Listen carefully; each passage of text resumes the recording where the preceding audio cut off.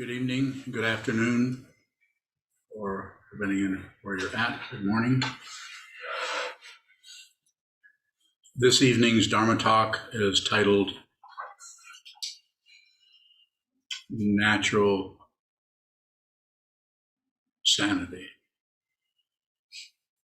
The Vidyadhara Chogyam Trungpa Rinpoche would refer to that as basic sanity.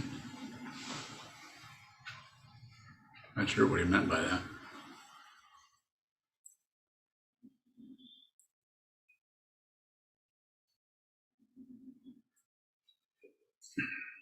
But he probably meant what I'm going to talk about, but maybe not. It's not just how something is produced by a teaching person, but how it's received by an apparent student. It's always mutual.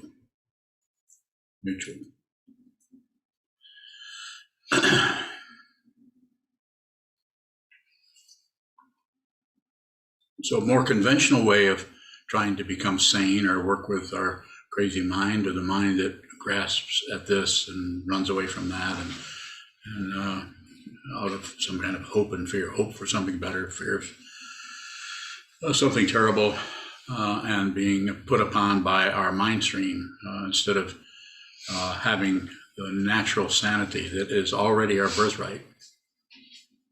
Instead, we opt for some kind of objecting or agreeing or anything we do, anything we can, rather than just be this, just be here. That natural situation or state, you could call it a state. I don't know if it's exactly a state of mind, particularly. It might be a mind that has all kinds of things flying through it, but doesn't mind. No pun intended. How are we going to do this? When our mind is giving us difficulty and has us in its grip about that shouldn't, what about that? Maybe this will happen. And all of those things that we tend to back us into the proverbial corner to, what are we going to do about this? This is too much. I can't do this. I can't handle this kind of a feeling, emotion, or whatever. Of course, sitting practice of meditation can rub your nose in that kind of difficulty even more, that passion, aggression, ignorance, open fear.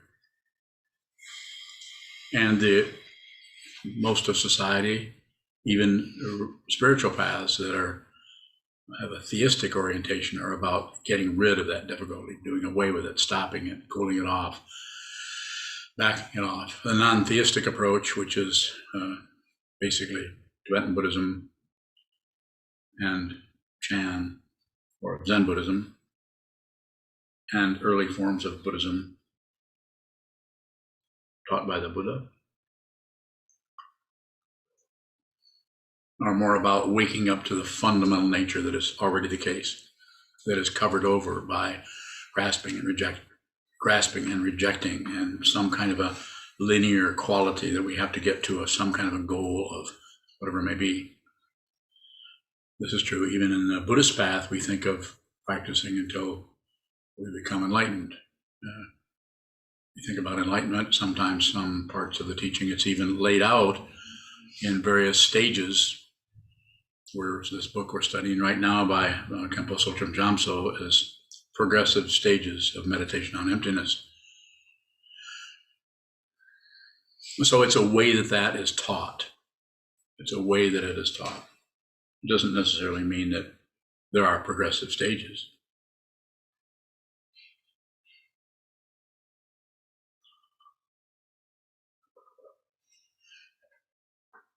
So the idea with sanity is that in the conventional sense, in the materialistic sense, is that we get rid of the sanity and become reasonable or sane or balanced or not crazy. But from the point of view of non-theistic, in other words, nothing else, no hierarchy happening there particularly. There is hierarchy, but it doesn't happen in terms of somebody else knows more than you do, and you need to supplicate them. That being said, we still use the structure of the three jewels, the Buddha, the Dharma, the Sangha. We need some kind of a structure to begin to enter the path.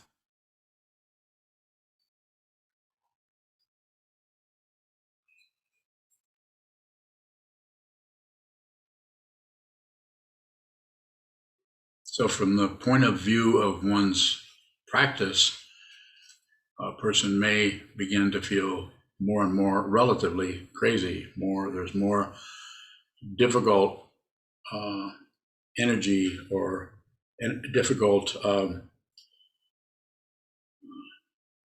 qualities are rising in the mind stream and seem to be threatening to who we think we are, which is imagined. That's why it's threatened, because it doesn't have any substrate of confidence, in the sense that I am, this is what I am. Therefore, nothing's going to threaten me. It can be very challenging to continue to return to the cushion over and over and over again, and find just more and more and more difficulty, more and more confusion, more and more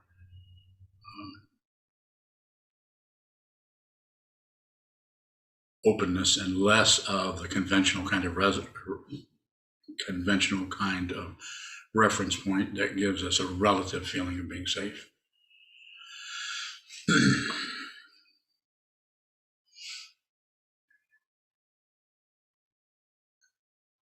So the idea is to return to that situation. When you sit down to practice sitting meditation, you are probably in some way at different times besieged by emotions or passion, aggression, ignorance, various things coming in your mind stream. Maybe you've had 3 days where not much was happening there, and then the whole thing turns around and you start to get barraged by negativity.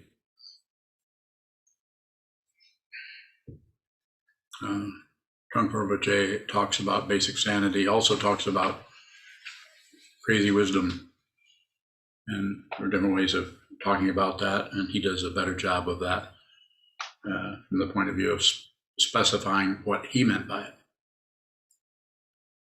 I'm not going to do that. You can just read his books. But what I am going to say is one of the reasons that the wisdom that has transcended the polarity between hope and fear, love and hate, war and peace, all of the polarities, has transcended that kind of polarity to when it's seen, when someone who has understood this, and this is functioning in your daily life, in your family, in your society, in your Sangha, that may look pretty crazy, because it is not operating out of the convention that the ego mind is operating out of. Hey! Was that you? Was that you that yelled?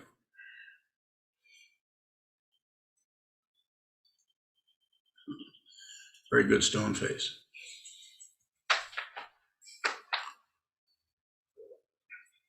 Probably wouldn't have yelled if you hadn't come here tonight. So thank you. You know what I mean?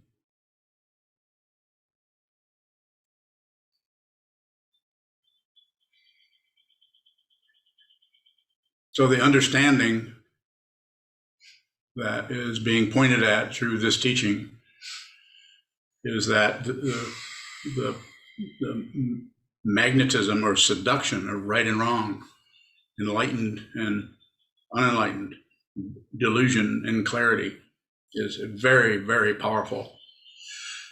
And until the self-centeredness, the identity is seen through completely, then there's always the possibility that's going to be, there's a loose end there will be dragged into samsara, a relative area of success and failure, right and wrong, getting ahead, falling behind, getting ahead, falling behind.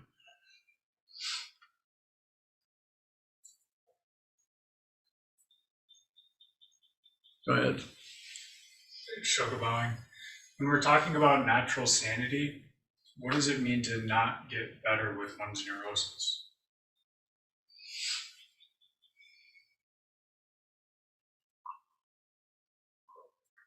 You having some problems?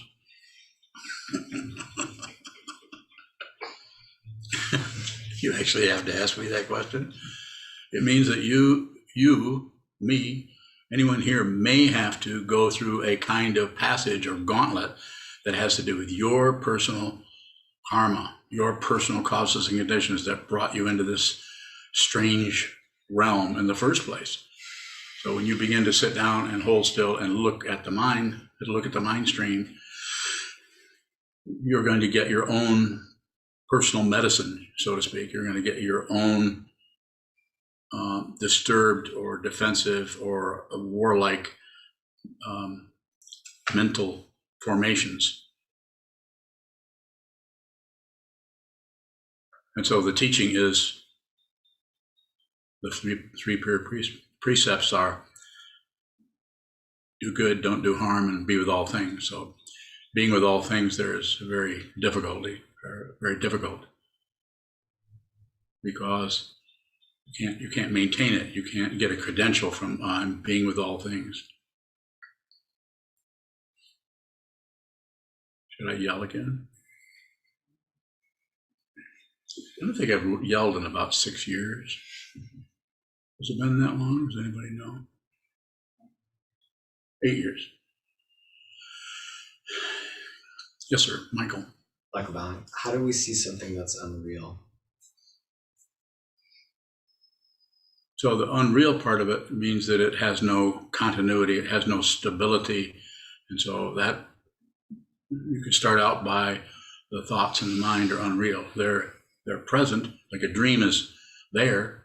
It has color, it has shape, it has a story, it has some kind of continuity, but it's not real. It has no substance. So we wake up in the morning and we remember it, but it's fundamentally has no, there's no density to it. It's just a memory. The memory of a dream and the memory of something that actually occurred are not that different from each other. You might even get confused as to which is which, sometimes called insanity. I'm in trouble then. Huh? I'm in trouble then. Well, you're in good company. You're in the right place. Go ahead. Michael Bowling, you talked about how any loose ends of the ego will get sucked back into samsara.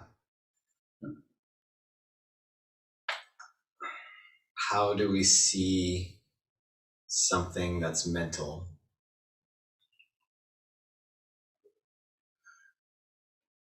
Like a bowing, or how do we see the loose end bowing?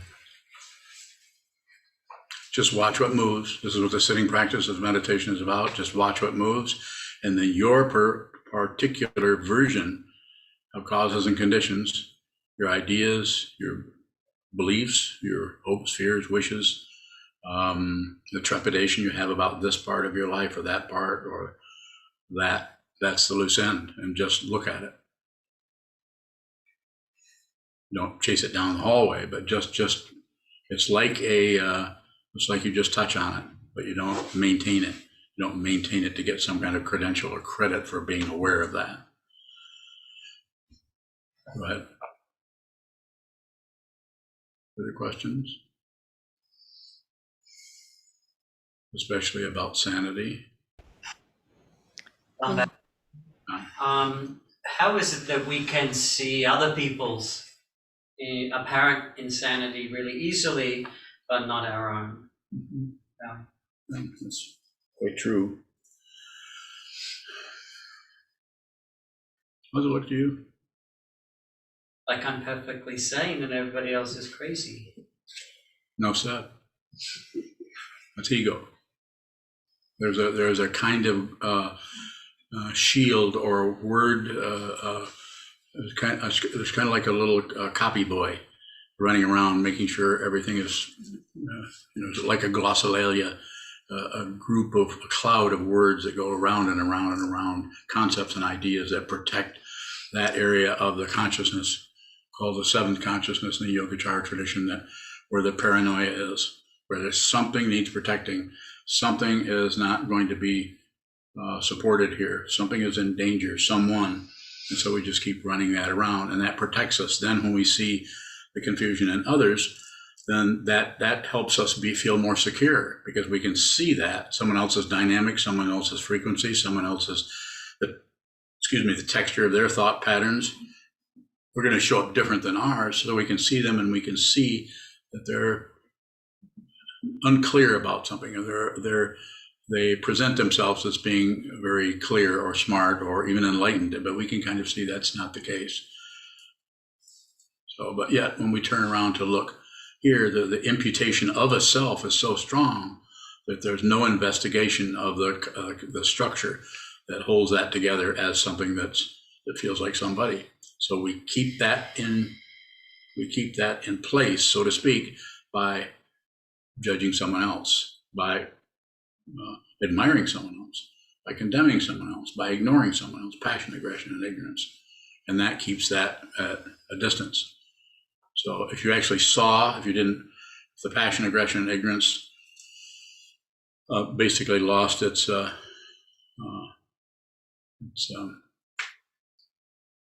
moxie, would that be a good word, moxie? Lost its force or its validity as something that was occurring or happening, then there wouldn't be anything to look at, because you're not separate from everything. So you wouldn't see anything. On one level, if you did see something, you would see yourself. You wouldn't see Don, you wouldn't see this person, you would just see the identity that you've been assuming was here. It would start to show up out here. It's like a kind of paranoia that you don't fight with. Nothing is fundamentally threatened. But if there's any doubt about that, or any trying to adjust something so it isn't quite so off, then we can go into some kind of rotation, some kind of story about someone else, what they've done, what they should have done, what they didn't do, what they should do, and so on. Some kind of a soap opera. More? Don Bowing, how do we not meddle with what we see? Bowing. Just stop it. How do we stop it? Yeah. So very, in a sense, what I'm saying, you could, when I say don't meddle, but on the other hand, I know you can't quite stop that, because the very meddling itself is kind of impulsive, and we don't really realize we're meddling. So we may have to actually, anytime you're putting something forth into someone else's offering suggestions or ideas or criticisms, or even in a conversation, you might be stepping into that situation and trying to push it around based on your perception or your projections. Or you may be actually seeing something of what's actually happening there. So you may be magnetized into that, thinking, I think I can help this person, or I can help this situation. And you may be able to. And the test of that, I often say, is get permission, and really make sure you have permission, not just someone says, yeah, go ahead, I'll listen to you. It needs to be genuine. And then, even then, it should be very, very slow movement to enter anyone else's life and tell them what to do about anything. It would be the best thing to just watch your impulse to do that. Perception impulse, just watch the impulse. Don't hook up the vocal cords or the musculature, make no move, make no motion, but don't necessarily try to cut it off at the past. Yes, I did say past. Don't cut it off back there to try to stop it altogether, because then we're getting into some kind of a macho kind of controlling dynamic in the mind, trying to not have negative thoughts. Or when I say don't meddle, the meddling isn't going to go away. You're still going to do that. But if you're looking at that, then your understanding of what that is about may be much more clear, not so that you could write a book about it necessarily, but so that the meddling would probably come to a minimum. John Bowing, Yes, go ahead. is the word sanity definable? Probably not. I mean, I know Webster would argue with us, but I don't know. Basic sanity is just my understanding of that is that you're just, no matter what happens in the mind, not a problem. There's the Vidyadhara Trungpa Rinpoche, as you know, since you knew him. It's not a problem. So anything is welcome. The craziest, most wild and chaotic thought can come in, and you're not running away, nor are you running into it, nor are you using that to generate some kind of protective shield around you because your deep understanding of relative truth is so profound and vast that you're verging on enlightenment. So just very simple, basic. It's it's a word, sanity. So we're saying we'll oppose that to insanity. And I think this is why Trungpa Rinpoche said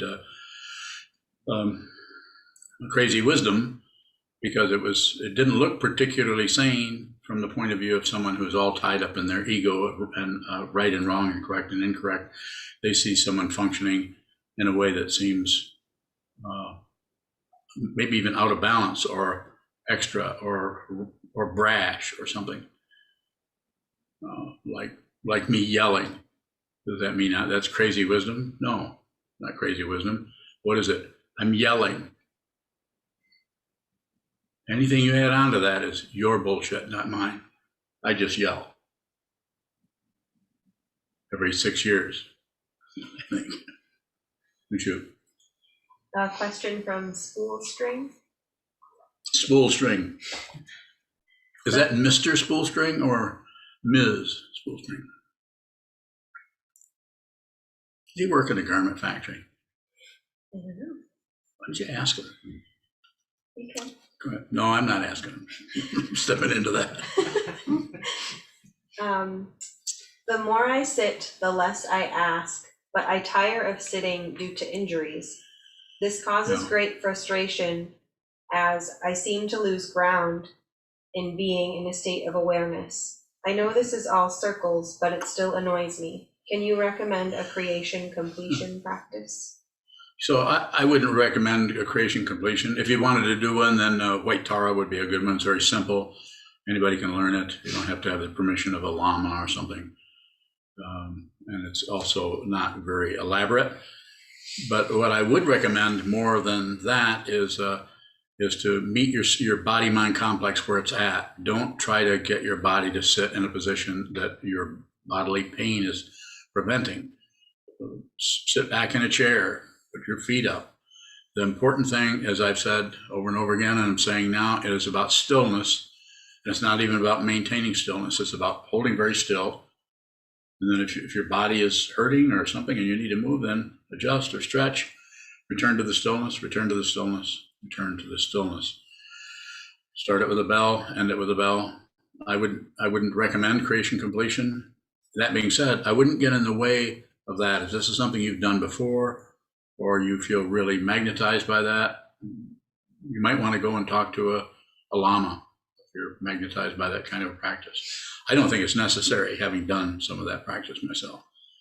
But I don't want to dissuade you from doing it, because I don't know what karma brought you into this lifetime or before this particular Dharma teacher. So I would have respect for your situation.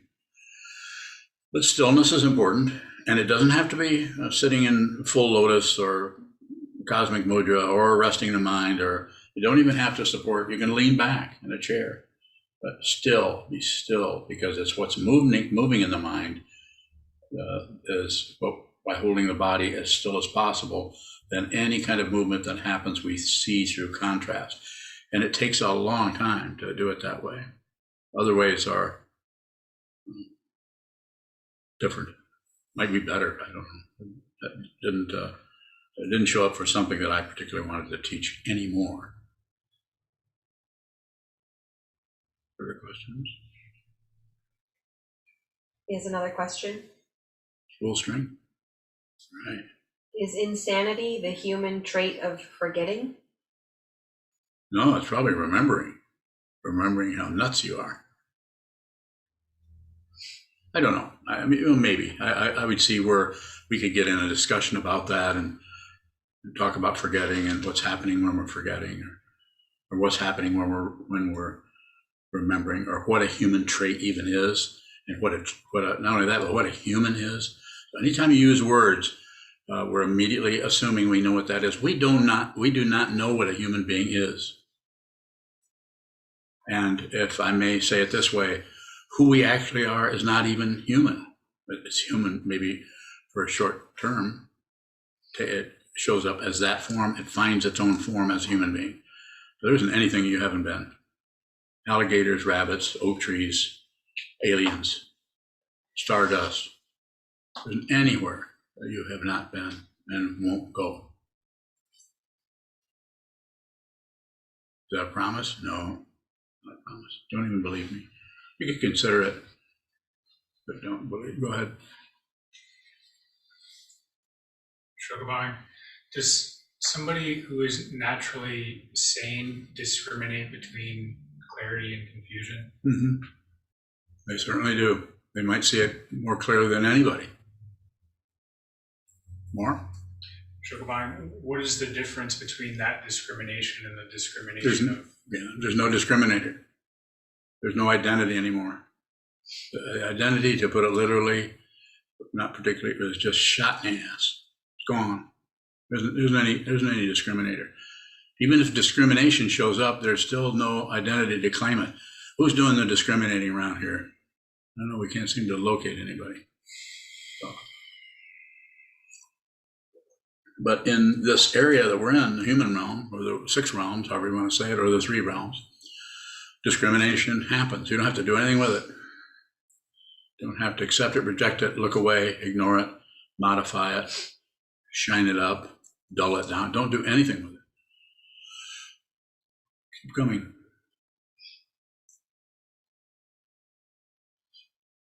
Shogabang, how do we work with the discrimination towards others to help us see that there is no discriminator? Say that again. Shogabang, How do we see that there's no discriminator? no one to work with? Yeah. And then what? What is it you want to know? Let's do it that way. That way you can just tell me. I want to know this. Shogabang, how do we see that there's no one discriminating when we're Yes, very good. The discriminating that comes out of you to someone else, the production or the reception, someone's discriminating against you, just take it.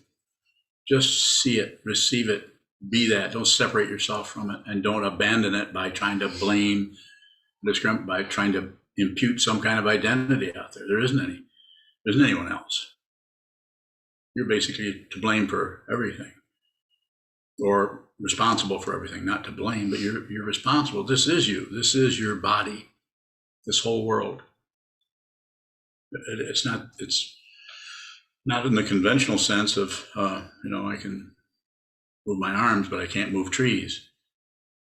So not in a silly kind of sense, but just in a fundamental sense. Not separate. More.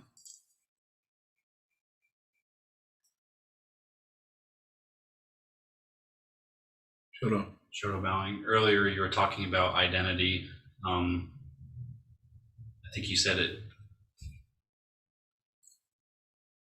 What makes the identity look like it's central or in the body? What makes the identity look like it's central? Combination of things. Just the whole sensorium: eyes, nose, tongue, body, mind, thinking process. You move your hands. If I want to move my hand, I can. There's an immediate, not even thinking about it. If I'm sitting here and something drops without even thinking, I'll try to grab it, stop it. And if I was Chiazan, it'd be even quicker. He would actually stop it before it started to fall. Not a compliment to Chiazan, in case you're listening. He would actually catch it before it fell off the table. Almost like magic. Keep coming. Don't let me get away with that.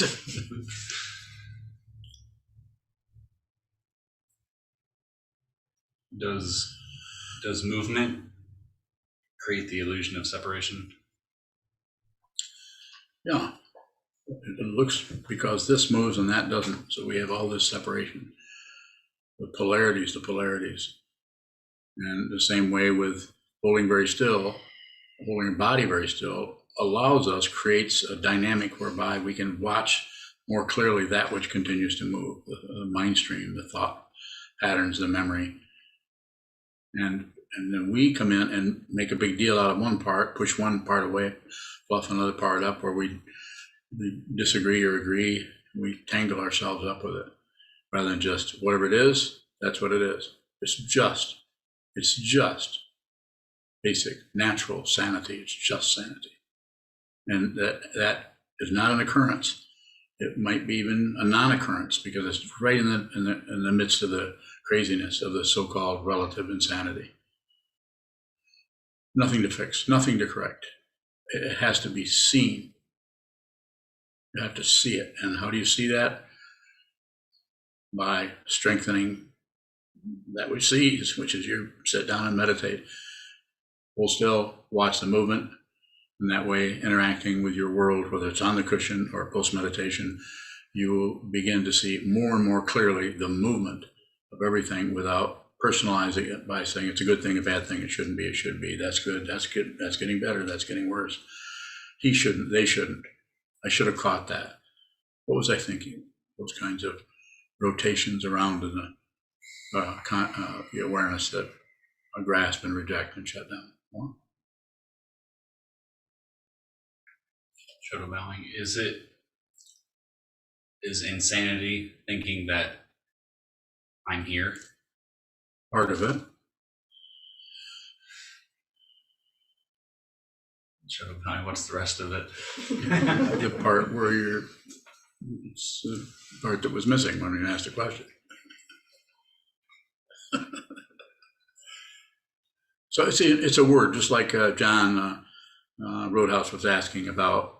Do we even know what that is? I think it was something along the lines of what he was at. And you know, we define things so that we can get the feeling of controlling and so on, but we really don't know. If somebody can be completely hacked, completely crazy, but because of their whole dynamic, they just don't see that. We just had a leader of the whatever that was very, very crazy. I'm not going to mention his name, but very, very crazy, but yet functioned in such a way that that he managed to stay in his own orbit where he could wield a lot of power.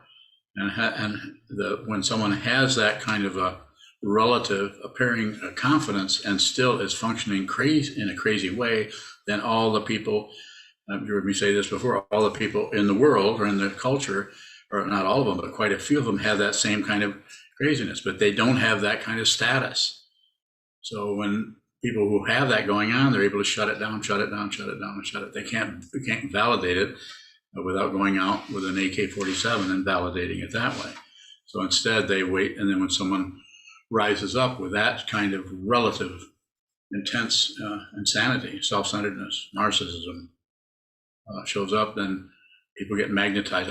Here's our hero, or here's our liberator, here, freedom now, and all that baloney. Come and try and take my gun away from me. Do you have another question?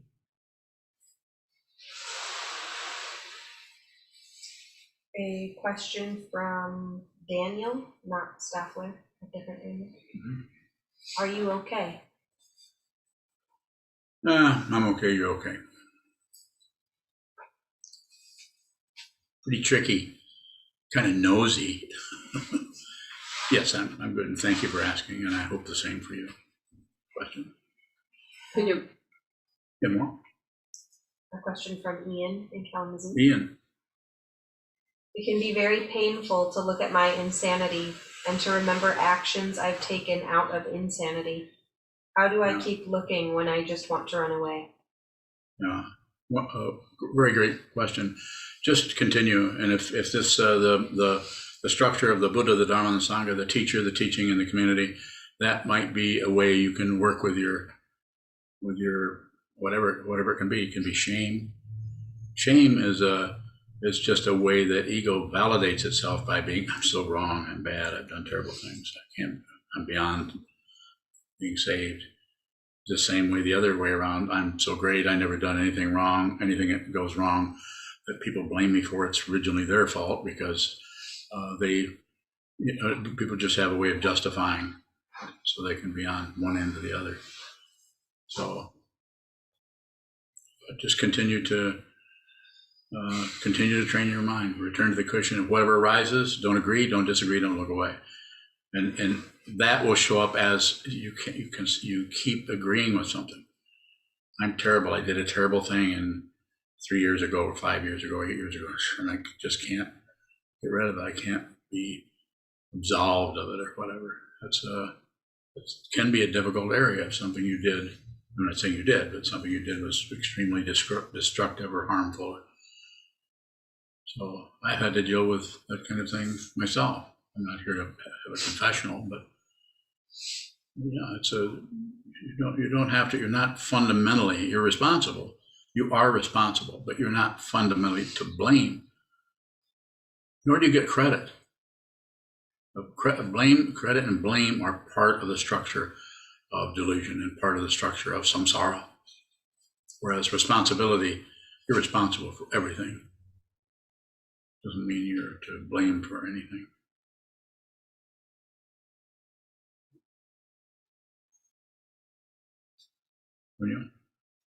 When you're bowing, just to go back to the example of the insanity that seems to be present in our crazy world. Yeah. So when you have someone, and it seems to be illustrated all over the world for different leaders that rise up, what is it in us then that resonates with that kind of power? That you mean to join or to run away, or either way. Anyway, it's just the polarity of samsara. So to try to shut that down and try to be on the side of the right, like I say, don't go to war, don't go to peace, take no position. This doesn't mean you're not aware of the positions. Of course, you might be even more painfully aware of the positions that the person next to you, someone in your family, is taking. It's very difficult for any of us to feel we're clear about something and then have somebody very close to us that we love and care about it's almost unbelievable. They're so going another direction with it. It's just the nature of samsara. There's nothing to correct or fix there. So how do you interact with that situation? You mean, how do you talk to that person? Yeah, doesn't it imply that we do have a position then? So it's not so much about not having a position. It's about not ignoring. In other words, just whatever's happening, just be aware of that. And then you may notice that shows up in a quite stark way of being a position on something. But it's about being aware of that, not correcting it or getting rid of it, which fuels the ego, which wants to be someone who doesn't have a position or is open-minded.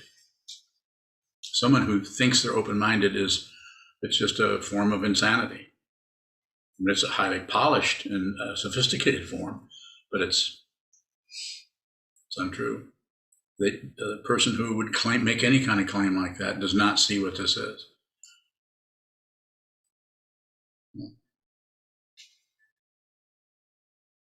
Does that guy want to know if I'm still okay or not? I'm still okay. I can see where you might ask. I mean, I'm looking at myself and can see where you might ask, are you okay? Yeah, I'm really old though, so that's probably why you would ask that question. Are you still alive? Yes. Shadow bowing. Is there a reference point in natural sanity?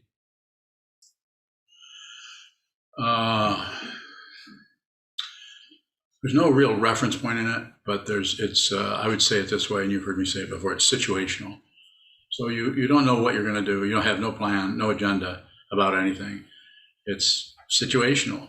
So therefore you don't have something you're going to do, and then something else comes along and says, oh, you can't do that because no, you had your structure here, you made a plan, you set up a standard, and suddenly the whole process that the standard that you set up involves has morphed into something else.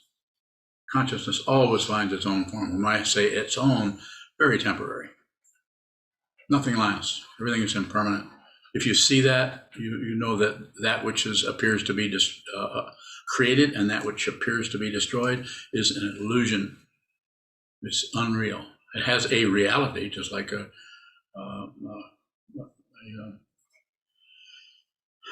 vampire movie has a reality, and it might scare you, so you're afraid to watch it. But it's fundamentally unreal. It's just made up of parts that come together and trigger and evoke things in our own mind stream that are dark and have some kind of a archetypal feeling to it that frightens us, which probably goes back a million years. More. Sure, Valen. Can we live our life without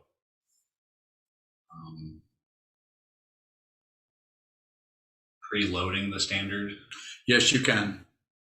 You just have to watch the preloading until it just eventually wears out. It's like the Trungpa Rinpoche said, you walk on ego like it's an old shoe till it wears out. You can't get rid of it. You have to use it up without fueling it. It's just a metaphor that works some of the time. More. Sure, Valen. So is there a period on the path where we have to be clumsy and get in people's way? Yeah, you're doing it. Everybody here can attest how much you get in their way. I hear it all the time. All the interviews I have with people are mainly about you.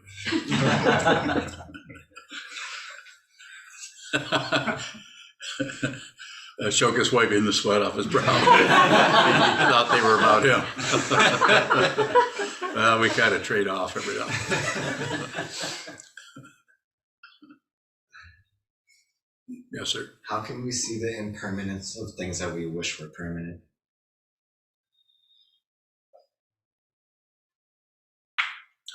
Well, the wish is going to kind of cloud it up a little bit, but just continue. Just return to that, return to that, to looking at that, return to looking at that. Sit down, hold still, watch what moves, and bring that into if that's a prime consideration in some way, bring it in and contemplate it, possibly. Write it on an index card and as a topic that you're going to do shikantaza or just a formless meditation for an hour and then spend 10 minutes looking at that concept. You're basically just talking about impermanence. And the 3 marks of existence, of course, are impermanence, suffering or discontent, and no solid self or being anywhere. Just a matter of, go ahead. Does impermanence show up in a way that isn't conceptual? Yeah, it does.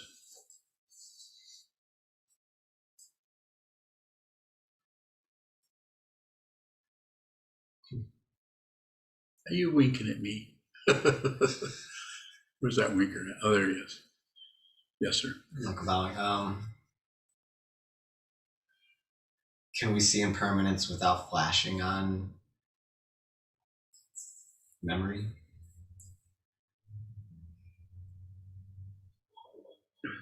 So impermanence is a provisional teaching. So provisional means that it's about helping us see what we're shutting down on or avoiding. So it tends to go the other way. Once you begin to really see what that is, then you notice that nothing can be impermanent because nothing really shows up. So it catches you coming and going, no matter, you cannot find a reference point. And if you do find one, it won't last because then it'll start to, it's like a Mobius strip. It tends to go into the other area of that situation. Further question is good if you have it. You could ask me a question like, Sokuzan, why aren't you able to respond to my question in a clear and precise way? I do have a why question. Oh, I'll take it. Give me a why question. Why do you redirect your gaze when someone elaborates on something? Like you elaborate and I look over there because I don't like you.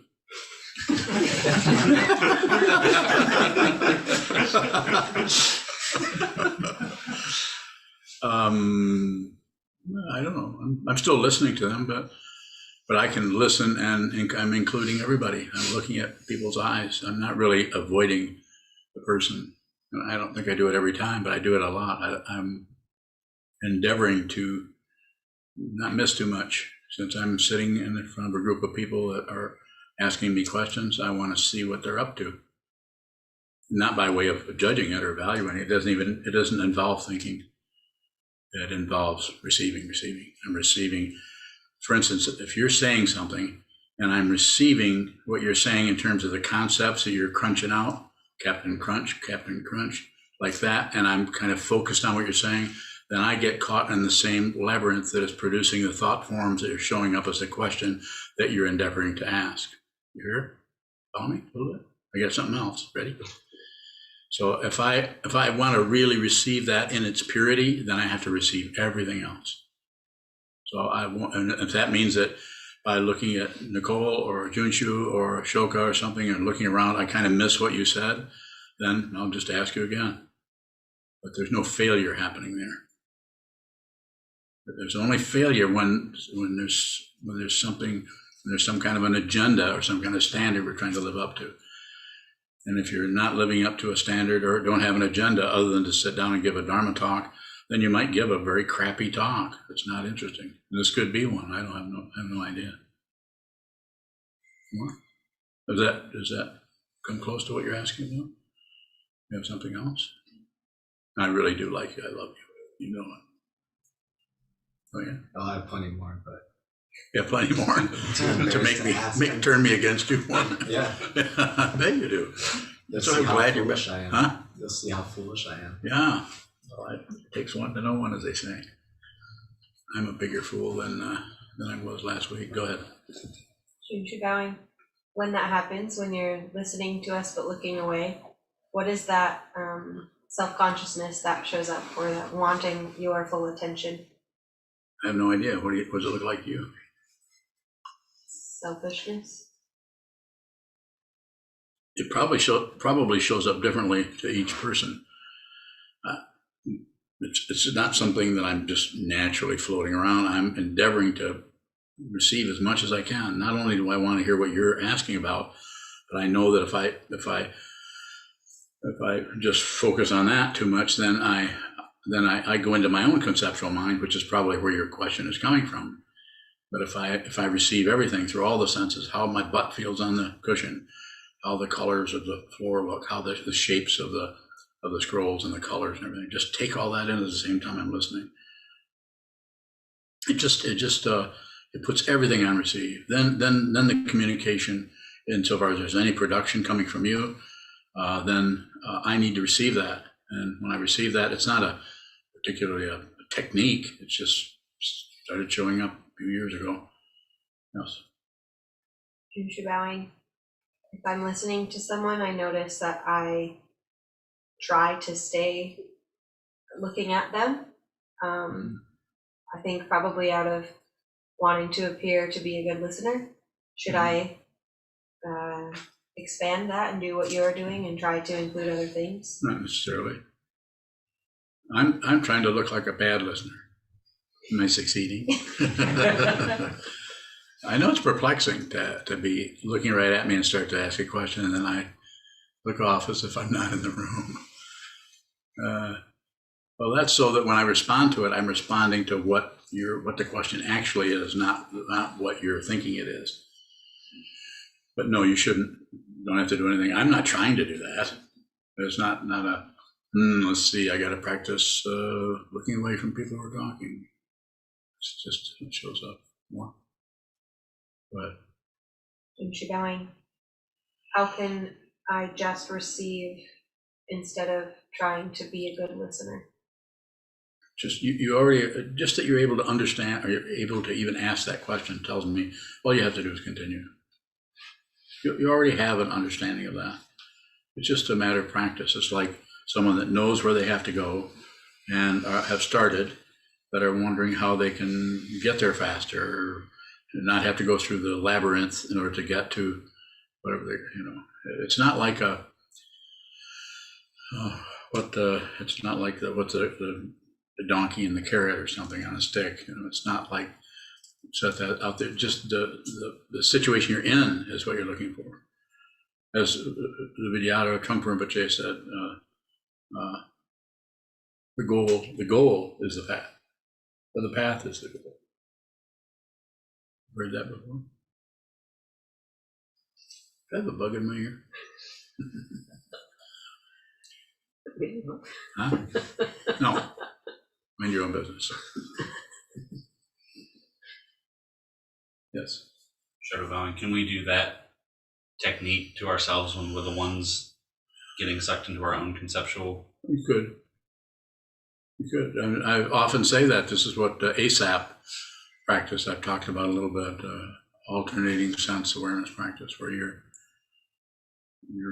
practicing or you're looking at somebody and you're having difficulty dealing with what they're producing and accusing you of, or whatever it may be, and rather than just be with what they're saying, just receiving that, you can actually just flash on a sense of gravity. Gravity doesn't forget you.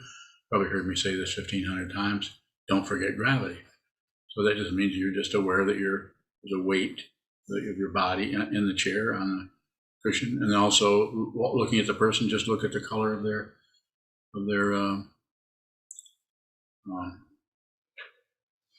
portrait.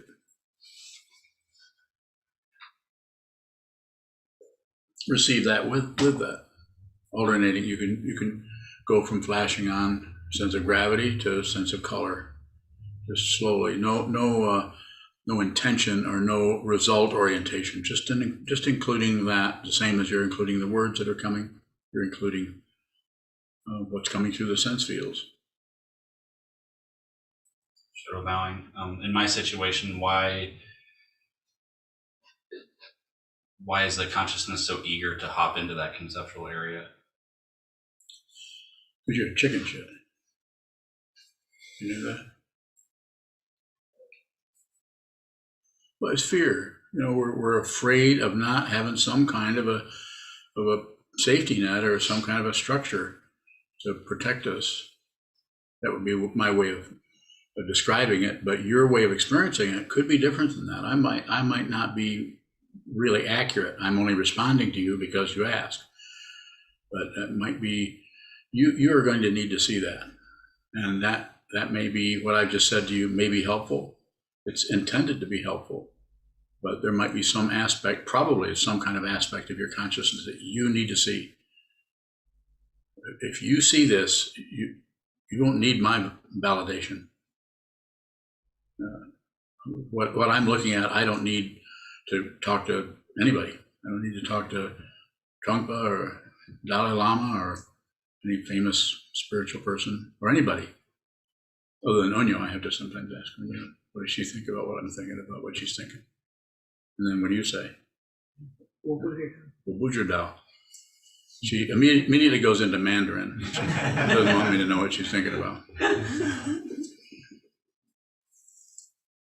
Jason Bowing. Yes, Jason. Earlier, you mentioned a certain former world leader as being crazy. How do you know that he's crazy or insane or whatever word you want to use? I don't. Then why did you say what you said? Oh, I thought I'd get your attention that way. And apparently I did. So what's your issue with it there, young man? What's your issue? Let me have it. Don't hold back. Whenever you yelled earlier, you said, don't put anything on that. That's just you imputing onto your yelling. So it's on us if you do something, but apparently this guy over here is crazy. You are totally right, man. You got me. So that means that we must it's really his craziness is our craziness. Yeah, you got me. I missed that. Thanks for your help. I don't know if any of that's true. I'm just asking. That's why Thank you for your help. okay. Any other questions? No, that was what was on my mind. Okay. Any other questions from other people? A question? William, you have a question? William, you never have questions.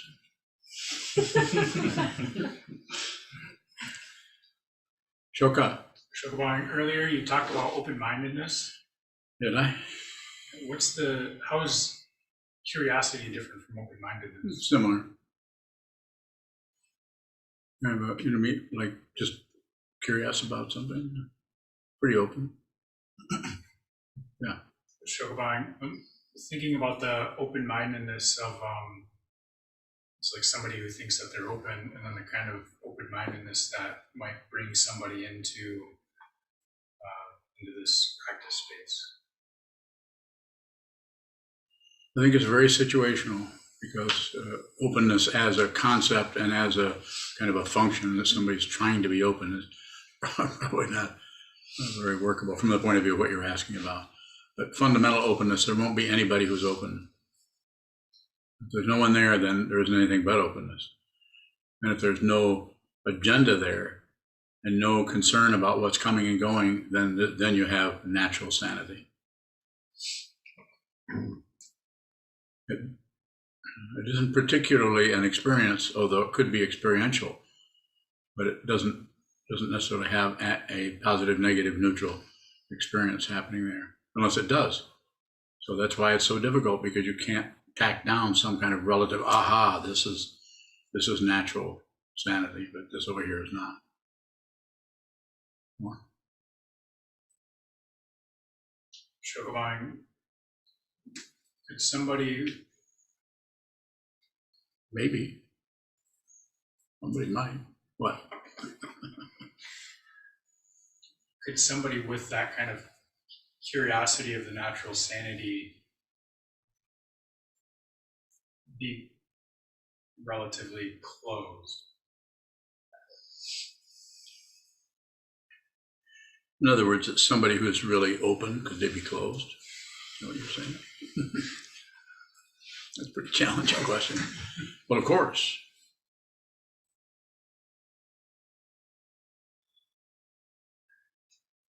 Shokubang, how would that closedness, Closacity. be different than the kind of closed-mindedness of somebody who's functioning out of? Yeah. Because they're aware of it. So you don't have to fix anything, repair anything. Just be aware. Awareness. It's not about trying to get in and trying to be a different person or shut down on your anger at something or shut down on your jealousy or your sadness. Don't manipulate anything. Be genuine. How do you do that? No more war. No more peace. None of that. And one of the ways, when I say one of the ways, I'm just saying the way, is to see how you can't quite do that. And so even there, it's about awareness. And this is where that aspect of the ego mind, because it starts to crack and come apart and is seen to be unreal, is still there. There's still, I like to say, a clown on the roof. There's still some kind of self-centeredness that is functioning and looking for some kind of a political clout in your mind stream, but it can't quite get it because it's kind of been seen through. But it doesn't have to leave because it was unreal in the first place. So at some point in that dynamic, as one is becoming more and more clear about the whole mistaken identity and the mistaken projection onto the elseness or otherness, the other half of duality, subject-object, seeing through both of those.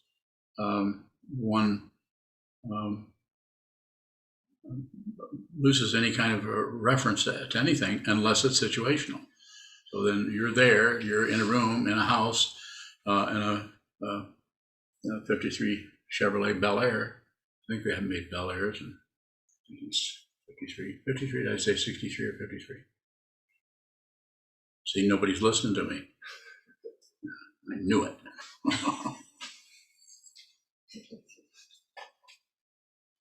Situational sounds like maybe a cop-out or something, but it really is. Whatever shows up in front of you is completely new and completely unprecedented. Even though you've seen that as something very similar, nothing happens twice. You can't repeat anything. This is why one of the practices in the Tibetan tradition is to do 1,000,000 mantras, or 100,000, 108,000,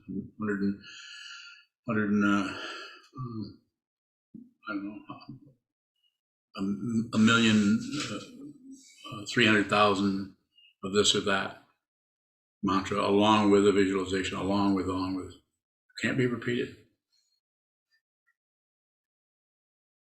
So what is it that looks like things are happening twice? That which is attached to form.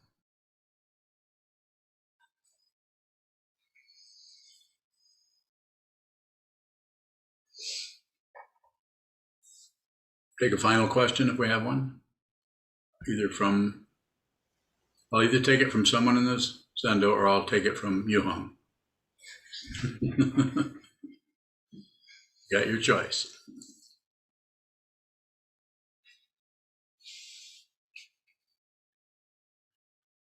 Yuhong ran away to take care of her. Can you hear me? Is that you, Yuhong? Yes, Bowing. I can hear you. I have a question. How do you practice Mandarin in such a way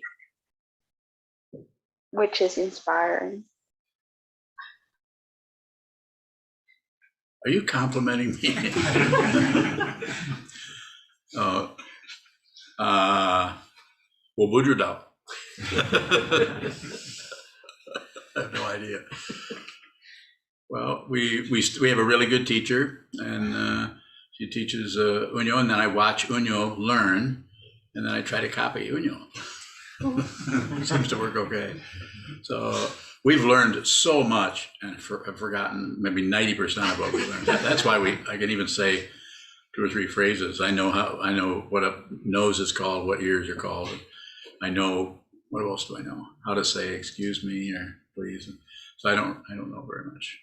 But I'm really fascinated by that language, by your language. It's just an amazing, it's amazing. And it's supposed to be one of the hardest languages to learn. That one, along with a Korean, a Japanese, and Arabic is another really difficult one. The other ones supposedly are supposed to be easier, but I don't know. I'm not going to disagree with anyone. How was that, Yuhong? Bowing. That sounds great. I just want to know your secrets because I want to share with my students if I can. So the best thing that I've learned about, and not that I'm accomplished, I'm not at all, but the best thing that I've learned is, again, repetition. And actually, our teacher doesn't say much in English. She just holds up stuff and makes faces. She's very funny. She's very funny. She makes if she says like mo, like cat, and she'll make a face like a cat, mo, like that. And then cat hair is mo mao, and she'll do something with her hair. And so, can you say anything else about cat? Well, and it's the not speaking in English so much. You discovered that in the video. So we asked her to. We asked her to stop speaking, just speak in Mandarin, so she hardly says anything. Well, and not taking down characters. For a while, we were writing down characters, and I love the characters, but there's so much to learn at once. So we've just been basically practicing, and we would go back and forth. She'd say, "the Elan, the Arlan." So round 1, round 2, the Elan, the Arlan, and she would then Elin, and she would say a phrase, and then I would try to not butcher it, and then she would, and then I would say, what do I say? Shoda Zemayang. I would say Shoda Zemayang, which means how did I do? And then she would say, what?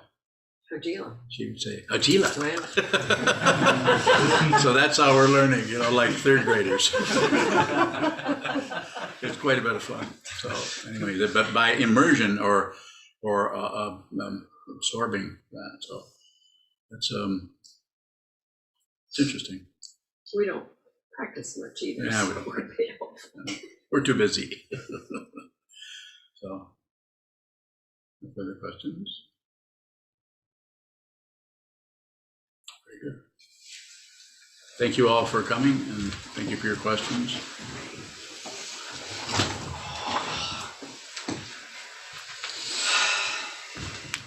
Dedicate the merit. Put this on the view of the gallery. Oh.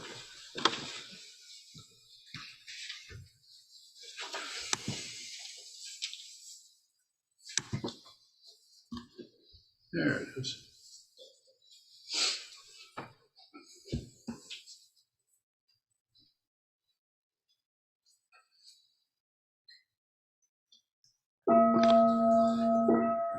May the merit of this penetrate into all places, so that we and every sentient being together can realize the Buddha's way. Jiho san chi shi fu shi song bu sa mo ko sa mo ko ja o mi. The 10 directions of 3 worlds, all Buddhas, all venerable ones, Bodhisattvas, Mahasattvas, the great Prajna, Paramita.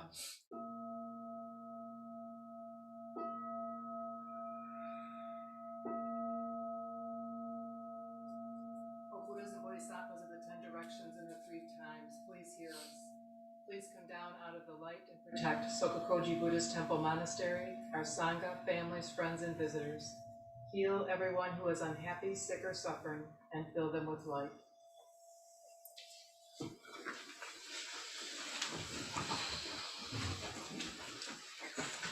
I'll move it up so I can